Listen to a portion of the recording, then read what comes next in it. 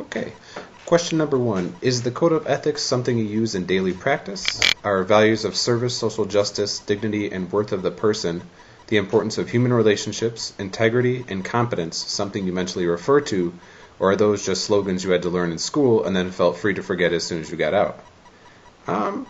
Good question. Um, the best way I know to explain that is if you think about the rules of the road for when you're going to drive a car.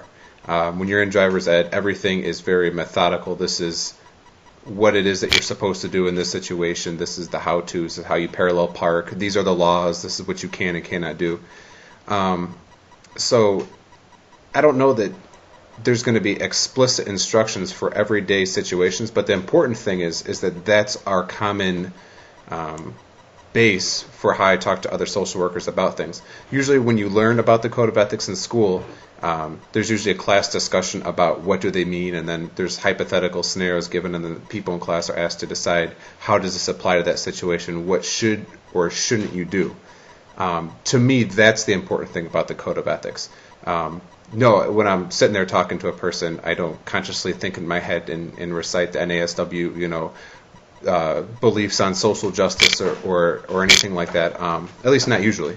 But what I will do is if something doesn't seem right or I don't know how to approach a situation or something seems like it's going to be unethical or I'm being put in a different spot that I don't really feel like I want to be in, I do exactly what I did when I was learning the code of ethics, which is I find other people who have also learned this, that are social workers, and I go to them and I talk to them and ask for their input on it, which is exactly why getting the habit of supervisions is so important when you're in school, because you want to carry that value throughout the rest of your life.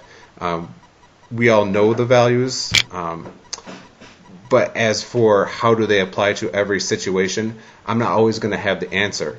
And so the answer actually comes from being able to talk to other people who've also had those values instilled in them or learned them or that's just who they are, and talk to them about what's going on. I actually just did that about 3 days ago. I got a phone call from somebody in Illinois, and she was in a kind of a tough spot about what she should do. She was in a position between what she thought was right, what was going to get somebody fired, and what her boss wanted.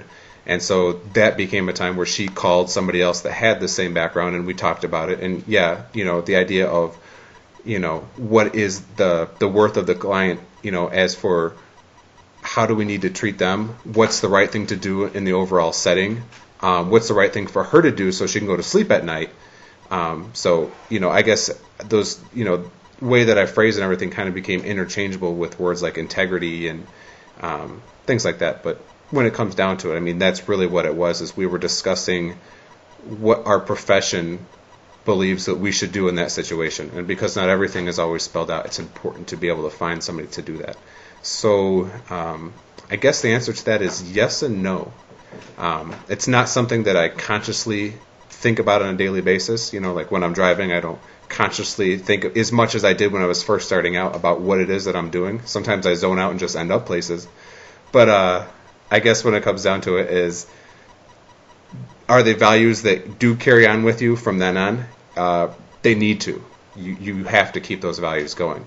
And I just believe that the way that happens is through the discussion about what the right things to do are in different situations, and being able to learn that while you're in school and give yourself tough situations, scenarios while you're in school, so that later on in life you're comfortable doing that.